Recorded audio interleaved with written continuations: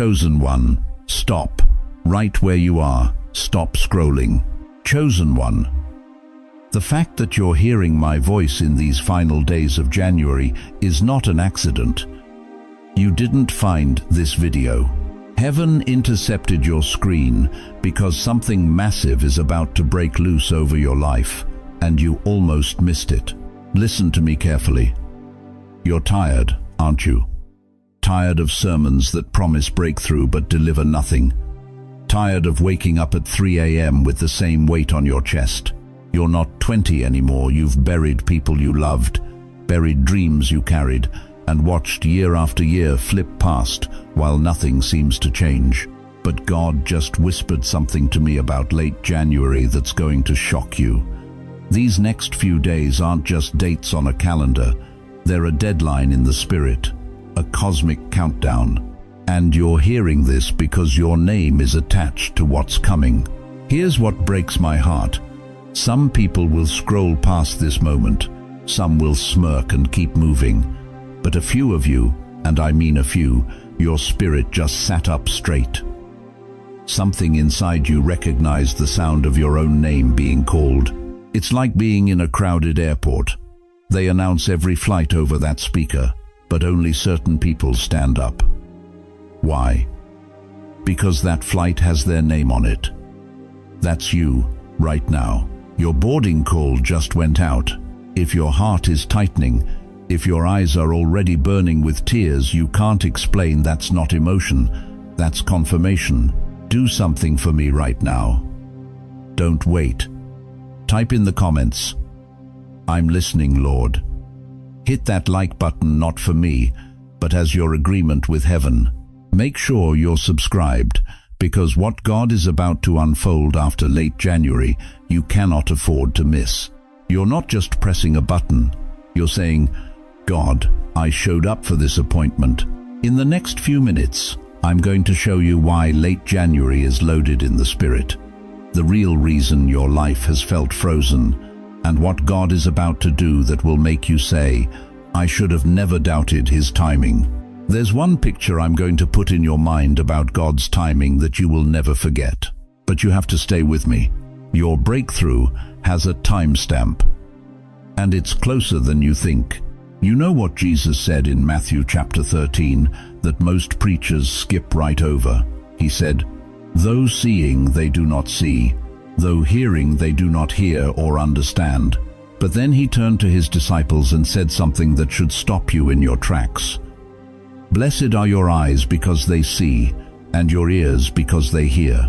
Some people hear noise. Chosen ones hear instructions. You're not just sensitive, beloved. You're spiritually wired. There's a frequency broadcasting from heaven right now, and most people on this planet are completely deaf to it. But you've been picking it up your whole life. That restlessness, that knowing, that voice that won't let you settle for what everybody else calls normal. Let me ask you something that's going to cut deep. How many friends have you watched just give up? Not die physically, but something in them died spiritually. They stopped asking questions. They stopped expecting miracles. They numbed themselves with television, gossip, Facebook scrolling, complaining about their health, and waiting for the next doctor's appointment to give them something to talk about. But there's something in you that just won't let go of God. You've had those nights, haven't you? 3 in the morning, staring at the ceiling, whispering, "Lord, what are you doing? I'm not getting younger. My friends are dying. My body's slowing down. Did I miss it? Did I hear you wrong all those years?" Here's what I need you to understand. You're like an old school radio, the kind your grandmother had sitting on the kitchen counter, the kind you had to turn the dial real slow to find the right station. The world hears static. They hear noise. They hear nothing worth tuning in for. But you keep picking up a frequency other people pretend not to hear, and they do pretend. Because hearing it would mean they'd have to respond to it. Hearing it would mean they'd have to change. Hearing it would mean they'd have to admit that God is still speaking and they've been ignoring Him. but you can't ignore it. You've tried. Lord knows you've tried.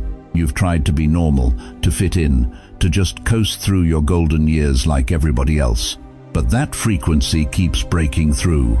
In your prayers, in your dreams, in moments when you're just sitting quiet and suddenly your spirit starts burning and you don't even know why. That's not mental illness, dear one. That's spiritual assignment. You know what makes you different from the people sitting next to you at church? They hear a sermon and they forget it by lunch. You hear a word from God and it rewrites your week. They pray when they're in trouble. You pray because you can't not pray. They read the Bible like a history book. You read it like a love letter written specifically to you. Matthew 13:16 says, "Blessed are your eyes because they see, and your ears because they hear." You're blessed, chosen one, not cursed, not crazy, not behind, blessed, because God trusts you with what He's saying in this hour. But let me tell you why this matters for late January. Why this timing? Why you're hearing this now? God has been broadcasting instructions all year long, probably for years. But late January is when He turns up the volume for those who've been faithfully listening. It's like He's saying, I know you've been tuning in. I know you've been showing up. I know you've been faithful when it made no sense. Now watch what I do with people who actually hear me. You've watched younger people get blessed who weren't half as faithful as you.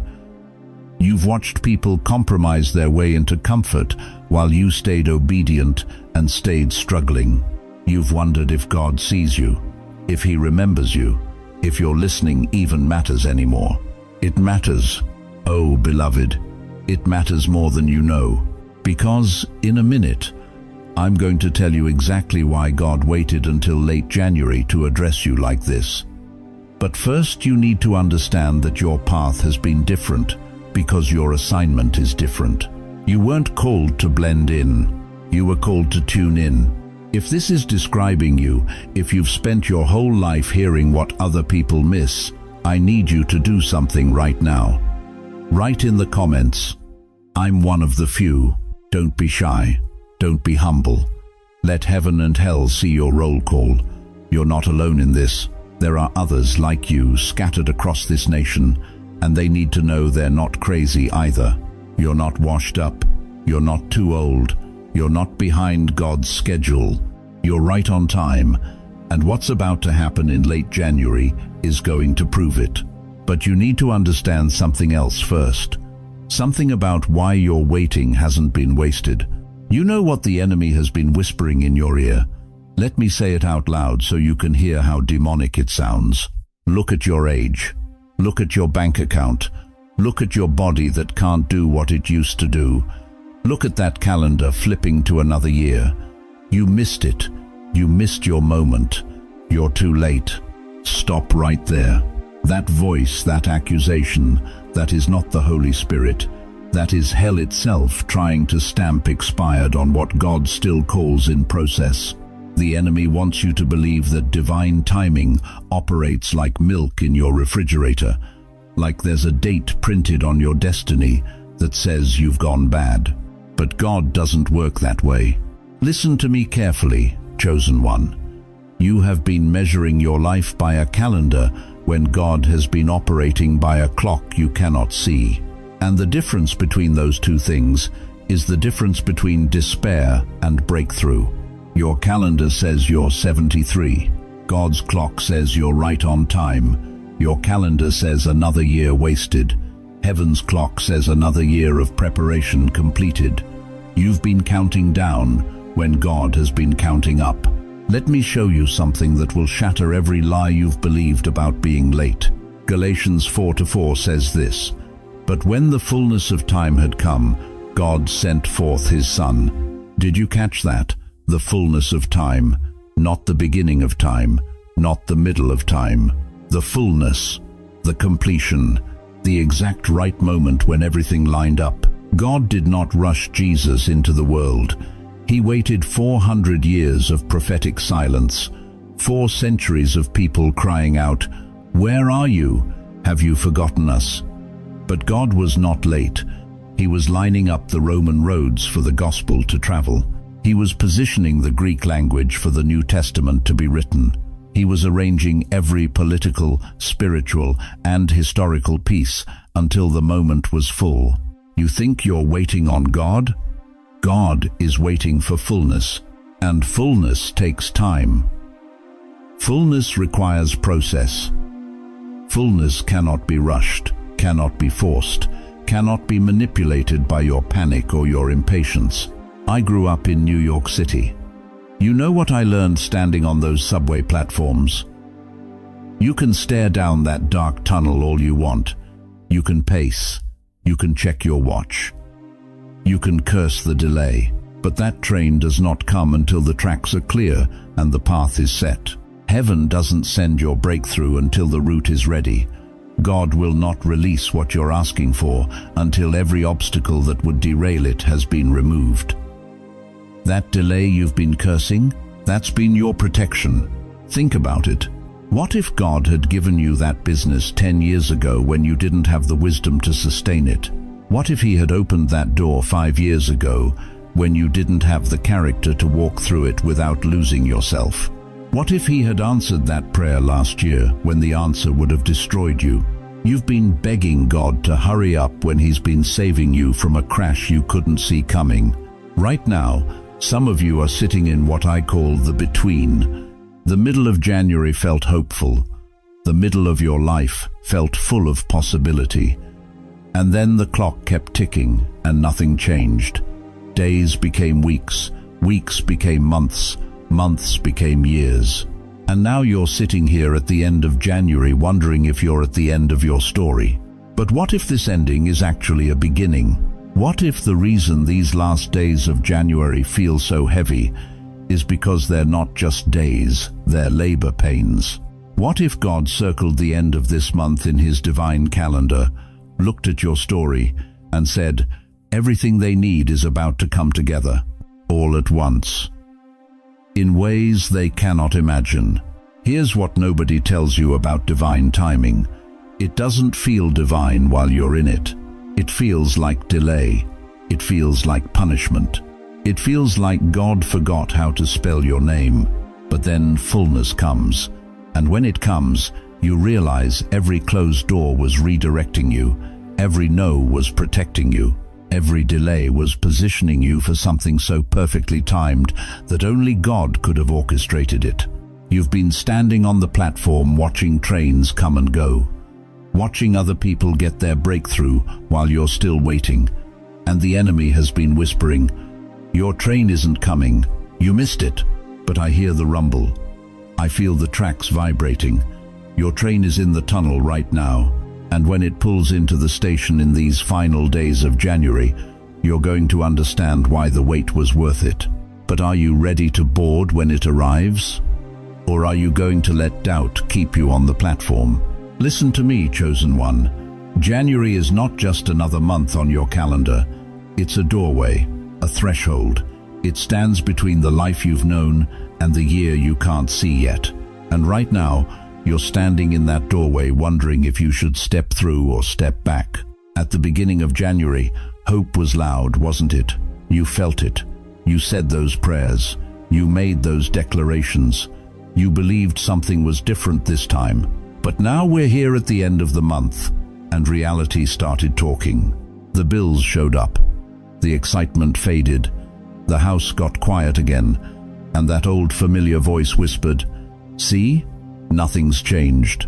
This year will be just like the last one. Let me show you something that will break this lie wide open." You know what happens at the gym in early January? It's packed. Every treadmill taken, every machine occupied. People standing in line for equipment. Why? Because emotion is running high. New year, new me. Fresh start energy. But walk into that same gym at the end of January, and what do you see? Empty treadmills, abandoned goals, silence where there used to be hope. God uses this exact pattern to separate emotion from endurance. He uses late January to reveal who's running on feelings and who's walking in faith. Because here's the truth that will set you free. Anybody can shout when the calendar flips. Anybody can get excited when the ball drops. But it takes something deeper, something supernatural to still be standing when the excitement wears off and the real work begins. You're feeling it right now, aren't you? That heaviness. For many of you, late January has always felt like this. The credit card bills from Christmas arrive. The house that was full of family is now just you and the TV. The phone that rang constantly is now silent. You start looking at your bank account, your body, your relationships, your circumstances, and thinking, maybe I was foolish to believe this time would be different. Stop right there. That heaviness you're feeling is not just psychological. It's spiritual pressure revealing something about you that heaven already knows. Let me tell you what's really happening. The enemy is testing your resolve in these final days of January because he knows something you're just starting to remember. He knows that the ones who hold on through late January, the ones who refuse to quit when the New Year high wears off, those are the ones God is about to use in ways that will make hell itself regret ever attacking them. You think this is just about staying motivated? No. This is about staying positioned. God didn't bring you this far into January to tease you. He didn't walk you through 27, 28, 29 days to punish you. He brought you here to position you, because what separates late January from early January is this. In early January, everybody's talking about what they're going to do. But in late January, God is watching to see who's actually going to do it. In early January, faith is easy. In late January, faith is proven. The Bible says in James 1:12, "Blessed is the one who perseveres under trial, not the one who starts strong, not the one who makes big declarations, the one who perseveres, the one who's still standing when the crowd thins out, the one who keeps believing when belief becomes costly." You want to know why you're still watching this message? Why you haven't clicked away? Because something in your spirit recognizes that these final days of January are not a funeral for your expectations. They're a checkpoint, a divine inspection. God is looking across the earth asking one question: who's still with me? Who's still believing? Who's still standing? When standing requires something they can't manufacture in their own strength. And here's what's going to shock you. The very heaviness you've been feeling, the very pressure that's been crushing your chest, the very weight that's made you want to give up that's not your enemy, that's your evidence. Evidence that you're carrying something so valuable, so powerful, so threatening to the kingdom of darkness that hell had to turn up the heat, hoping you'd walk away before the breakthrough arrives. Let me be crystal clear about what God is about to do in the lives of those who refuse to give up in these last days of January. Not to tease you, not to test you endlessly, not to watch you suffer, to position you for a release so sudden, so unexpected, so overwhelming that you'll spend the rest of your life telling people, "I almost quit, I almost gave up, but something made me hold on just a few more days." That something was this message. That something was this moment. That something was God Himself reaching through your screen saying, "Don't you dare quit now, not when we're this close." So here's my question for you. Will you let late January be your ending, or will you let it be your launching pad? Let me ask you something you've been thinking but haven't said out loud. You prayed on January 1st, didn't you? Maybe January 2nd. You got on your knees again on the 10th. And now here you are, staring at the end of the month, whispering in the dark, "Lord, did you just ignore me?" No email from heaven. No dream that made sense. No angel showed up at your kitchen table with a message. Just quiet. Just silence. Just the sound of your own voice bouncing off the ceiling while you wondered if anyone was even listening. I know that feeling, beloved. I know what it's like to pray until your knees hurt and hear nothing back. I know what it's like to scan the sky for a sign and see only clouds. I know what it's like to think, maybe I missed my moment. Maybe God moved on without me. But listen to me very carefully. Write this down if you need to. Tattoo it on your heart if you have to. Silence is not absence. Silence is strategy. You think God went quiet because he doesn't care? I'm going to show you something that will shatter that lie forever. Let me take you back 3,000 years to a boy named Joseph, 17 years old, dreaming dreams so big his own brothers wanted to kill him, and they almost did. They threw him in a pit, a dark, dirty hole in the ground, and left him there to die. Can you imagine? Your own flesh and blood looking down at you while you scream for help, and they just walk away. That pit was silent, wasn't it, Joseph? Heaven didn't speak. Angels didn't descend. God didn't open the earth and provide a secret escape route. Just silence. Then he was sold like cattle. Slave markets don't have worship music playing in the background, beloved. They have chains. They have shame.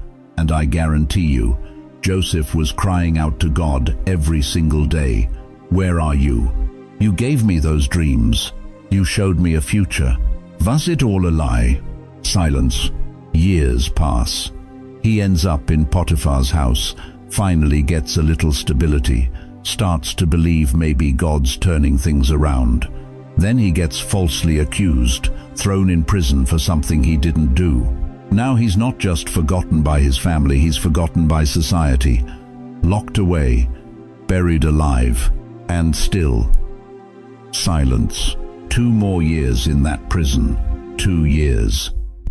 Genesis 40 tells us the cupbearer forgot about Joseph.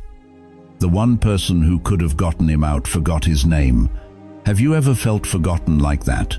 Like you helped people, prayed for people, stood by people, and when you needed them, they couldn't even remember your face? But here's what Joseph didn't know. Here's what you don't know when you're sitting in your prison, wondering why God went silent. Behind the scenes, while Joseph was rotting in that cell, Pharaoh was having dreams. Cows were being positioned. A famine was being calculated. Political advisors were being confused. Magicians were being stumped. Every single piece was being moved into perfect alignment so that when Joseph finally walked out, he didn't walk into small favor. He walked into running an empire. Silence wasn't punishment. Silence was preparation. You know what this reminds me of? Walking down any street in New York City, you see those buildings covered in scaffolding, right? Wrapped up in metal and cloth, looking rough, unfinished, blocked off. Tourists walk past thinking it's an eyesore, but New Yorkers know better. Behind that scaffolding, something magnificent is being built. Bricks are being laid, structures are being reinforced, beauty is being constructed. That's you right now. That's your life in late January. You look at your situation and see scaffolding mess, delay, blockage. But heaven sees construction. God has been working behind the cloth, moving pieces you can't see, positioning people you haven't met, opening doors you don't even know exist yet. Your silence isn't evidence that God forgot you. Your silence is evidence that something so massive is being built. It requires complete focus. But I need you to do something right now. If this word is landing in that silent season of your life, if you're recognizing yourself in Joseph's story, write this in the comments. God, I trust your construction. Say it even if your faith is shaking. Say it even if you're not sure, because that declaration breaks something in the spirit realm. And if you know someone, a sister, a brother, a friend who's in that quiet place with God right now, send them this message. Don't let them sit in that pit one more day thinking they've been abandoned. Some of you feel led to sow a seed right now through super thanks or any support. Do it as an act of trust, not transaction. You can't buy a blessing, but you can show God you're still expecting one. Because here's what I need you to understand before we go any further. While you've been sitting in silence, The enemy hasn't been quiet at all. He's been whispering. He's been plotting. He's been launching attacks right before your breakthrough to make you quit 3 feet from gold. And what I'm about to expose next will make you realize that's exactly what's been happening in your house. Listen to me carefully, chosen one. I need to tell you something that might be the most important thing you hear in this entire message. Right now, in these final days of January, you feel worse than you did in December. Your sleep is under attack. You're waking up at 2 a.m., 3 a.m., mind racing with thoughts that make no sense. Your body feels tired for no medical reason. The doctor says your numbers look fine, but you know something's draining you that blood tests can't measure.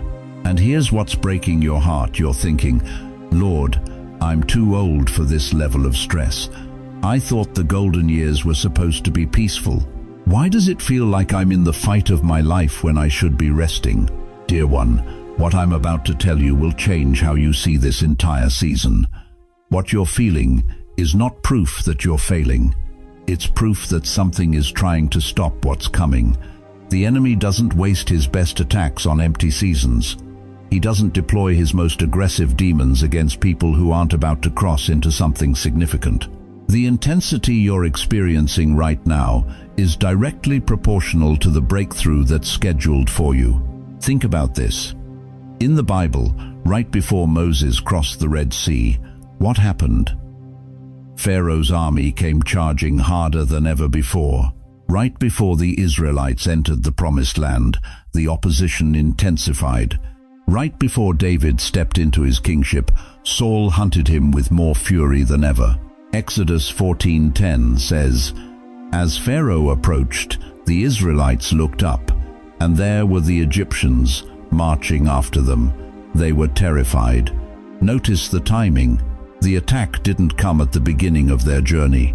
It came right before their liberation. Your exhaustion has a timestamp, and that timestamp is late January. Let me paint you a picture that will never leave your mind. You know New York traffic, right? You're driving along, everything's moving fine, and then suddenly everything stops. Brake lights everywhere, horns honking, frustration building, cars jammed so tight you can barely move an inch. And you're sitting there thinking, what is going on? Why now? I was making such good progress. But here's what you don't see from your position in traffic. About a quarter-mile ahead, there's a bridge, or a tunnel, a crossing point, a place where the road narrows and everyone has to go through the same passage to get to the other side. The traffic isn't piling up because you're going the wrong direction. The traffic is piling up because you're near a crossing. Everyone is trying to go through at the same time because that bridge leads somewhere significant. Your life feels jammed right now for the same reason. You're not stuck. You're near a crossing.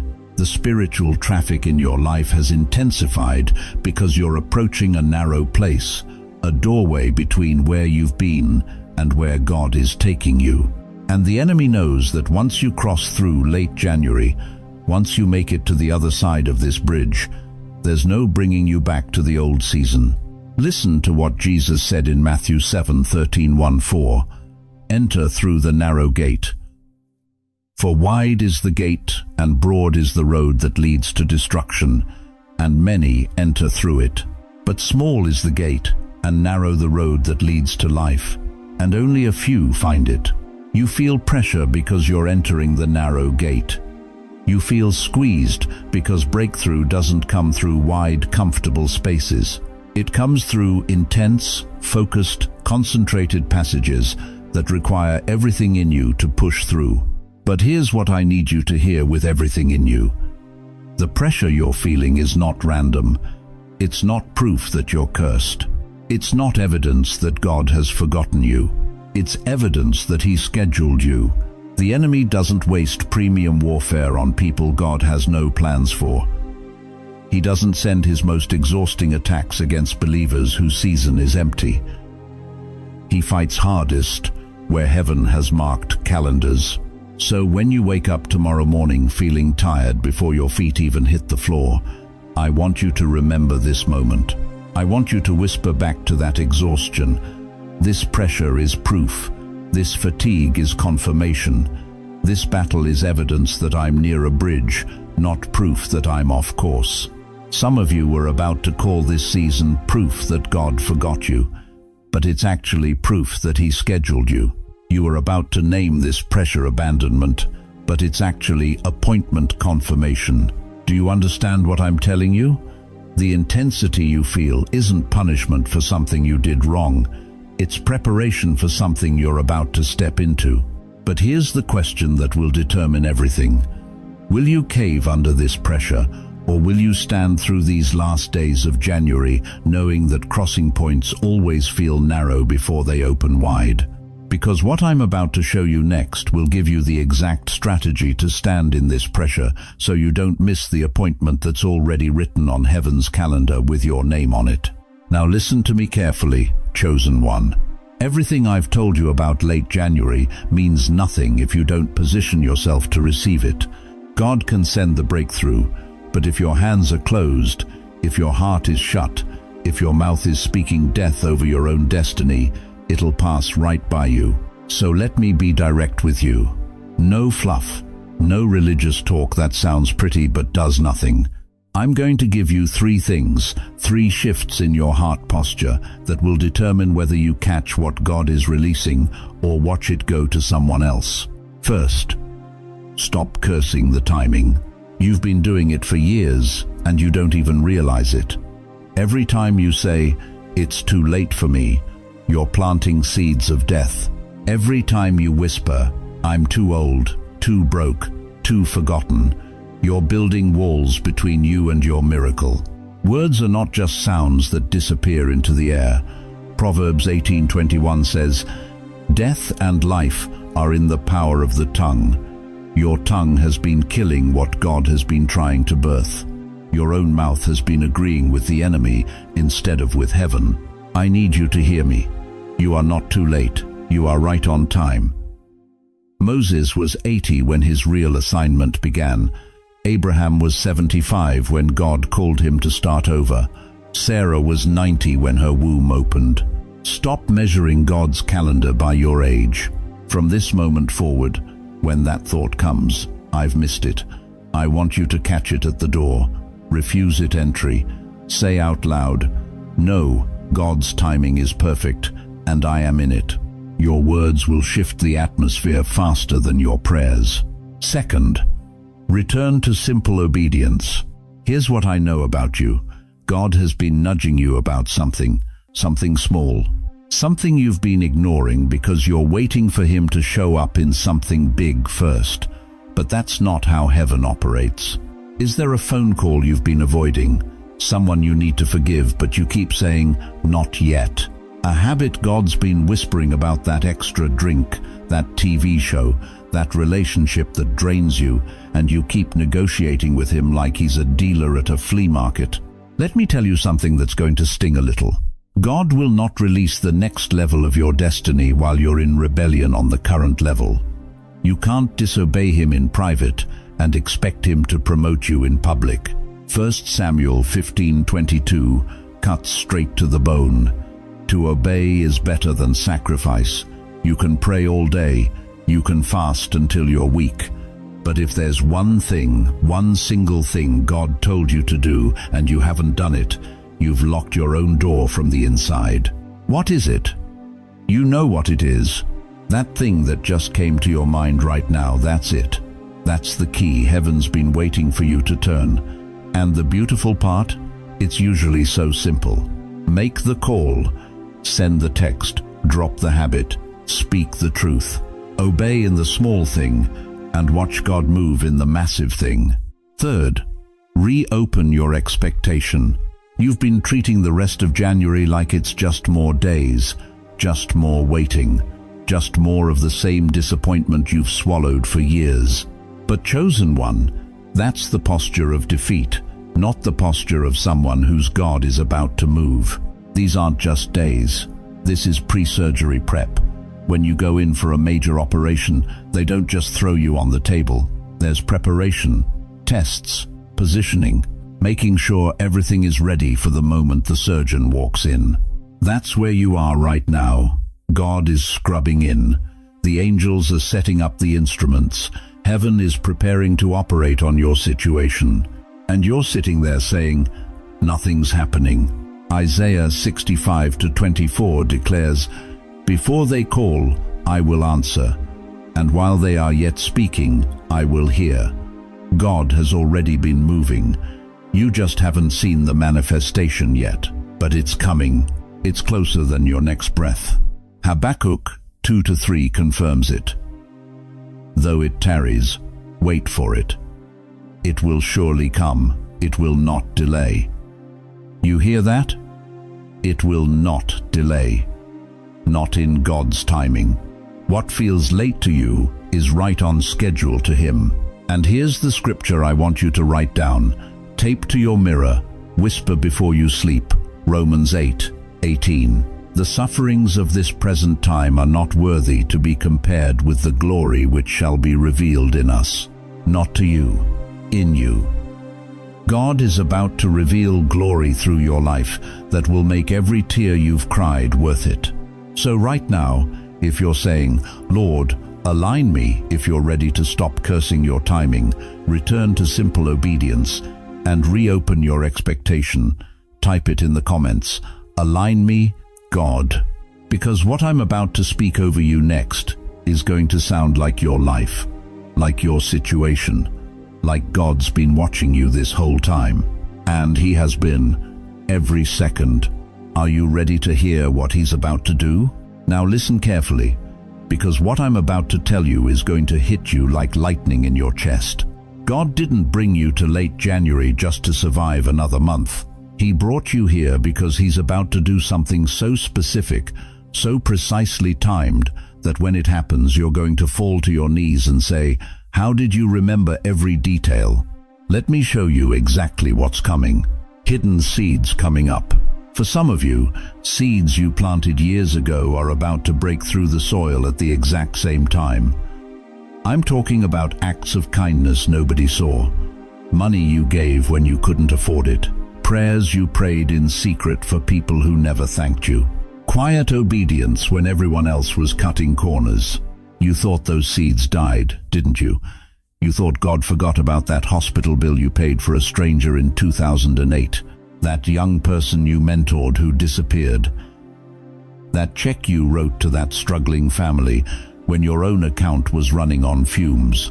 But Galatians 6-9 says, "Let us not become weary in doing good, for at the proper time we will reap a harvest if we do not give up." The proper time, not your time, His time.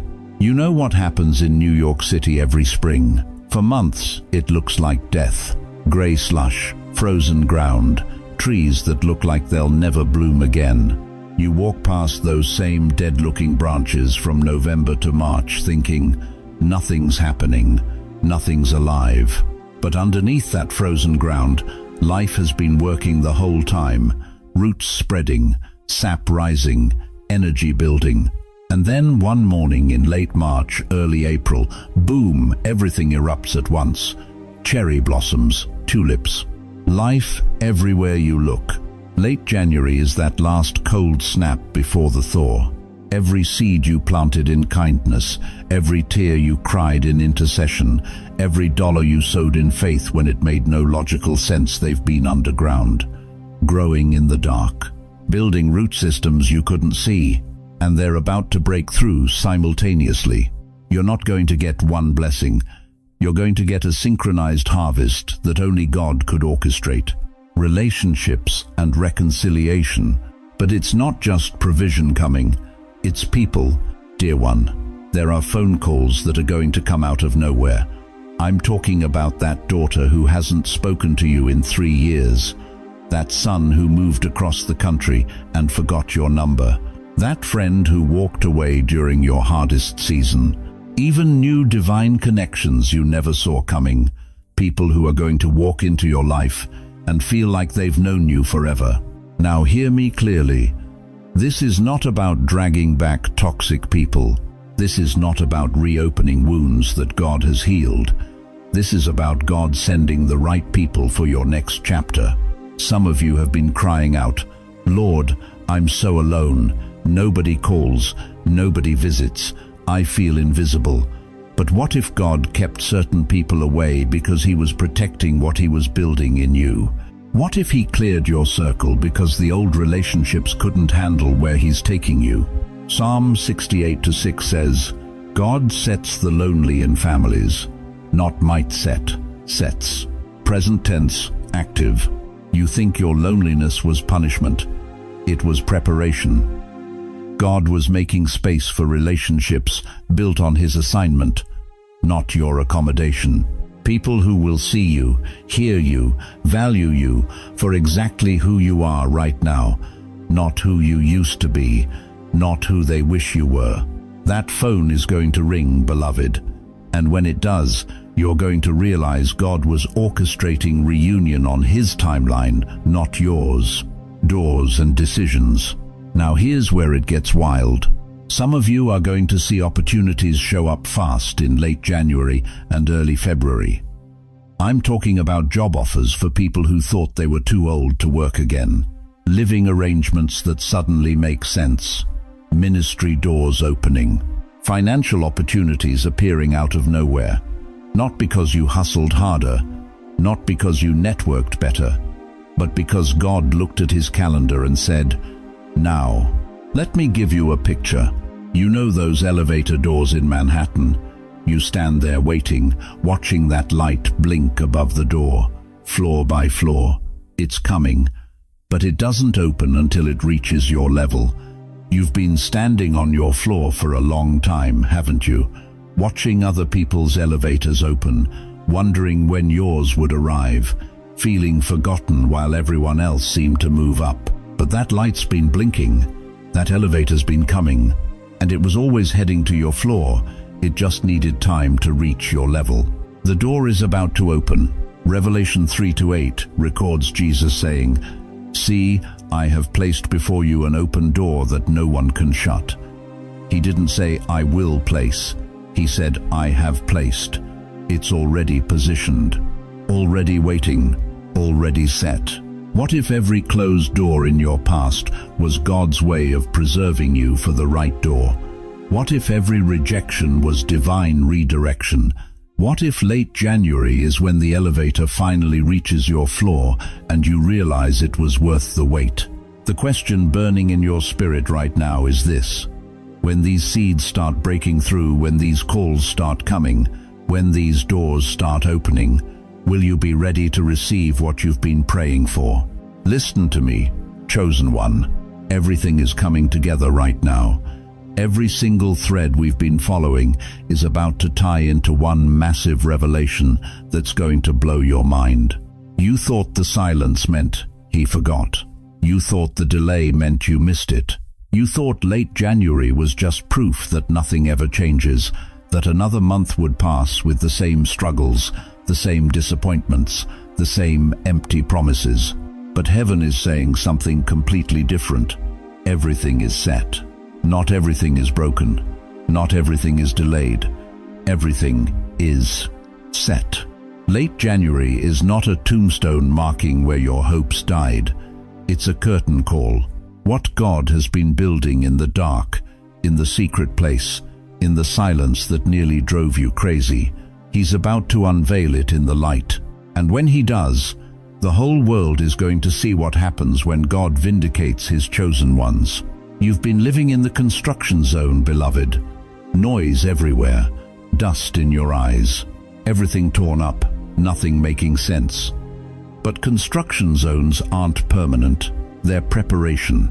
And right now, God is putting the finishing touches on something so magnificent that when the curtain drops, you're going to fall to your knees and say, "This is what you were doing the whole time." Psalm 31:15 says, "My times are in your hands. Not my times are in the calendar's hands. Not my times are in the doctor's hands. Not my times are in my bank account's hands." Your times, every second, every season, every silent moment, they're in His hands. And those hands, they don't shake, They don't slip. They don't make mistakes. But I need to speak directly to some hearts right now. This isn't for everyone watching. This is for specific people who need to hear their name called. To the grandmother sitting there who feels like life passed her by while she was busy raising everyone else. You poured yourself into children who barely call. You sacrificed your dreams so others could chase theirs. And now you're wondering if God even remembers your name. He does. And late January is your moment. To the man who worked 40, 50 years at jobs that never appreciated you. You punched the clock. You provided for your family. You did everything right. And somehow you still feel behind. You look at your bank account and wonder what you have to show for all those years. God sees it. And late January is your vindication. To the widow who thinks her best years died when her husband did. You've been going through the motions, surviving but not living, wondering if God's done writing your story because the person who made you feel alive is gone. Listen to me carefully. God is not done writing with your life. If there is breath in your lungs, there is ink in God's pen. If your heart is still beating, your story is still being written. If you're still here, still breathing, still believing, even when belief hurts, that is proof that your greatest chapter hasn't been written yet. You think you're in your final act? You're in your finest act. You think you're winding down? You're winding up. You think your influence is fading? Your anointing is accelerating. Moses was 80 when God said, "Now you're ready." Sarah was 90 when the promise showed up. Anna was 84 when she held the Messiah in the temple and prophesied over him. God doesn't measure your value by your age. He measures your power by your proximity to eternity. And you, beloved, you are closer to heaven than you've ever been, which means you carry more authority right now than you did at 30. You speak with more weight at 70 than you did at 17. Your prayers shake heaven with an intensity that comes only from decades of watching God show up. Late January is not your deadline, it's God's unveiling. The curtain is about to drop, and what's behind it will silence every voice that ever said you were done. Right now, this very second, if you're saying, "I receive this word for these final days of January," I need you to do something. Type in the comments, "I receive it." Don't just think it, declare it. Let heaven and earth know you're in agreement. Hit that like button as a sign of faith. This isn't just engagement, this is you telling God, "I'm showing up for what you're about to do." And share this message. Right now, send it to 3 people who need to be reminded that God's timing is still perfect, that late January isn't empty, it's loaded, and that the silence wasn't abandonment, it was set up. If you feel led to support this ministry through super thanks, or however God speaks to your heart, do it knowing this. Heaven does not forget givers.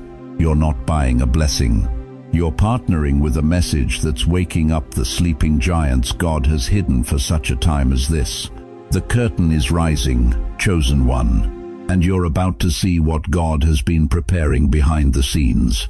Beloved, everything I've spoken over you tonight, every word, every revelation, every promise, it means nothing if we don't seal it in prayer.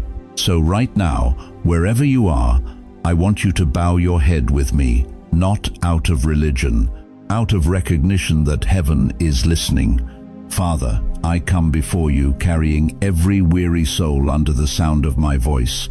Lord, you see them.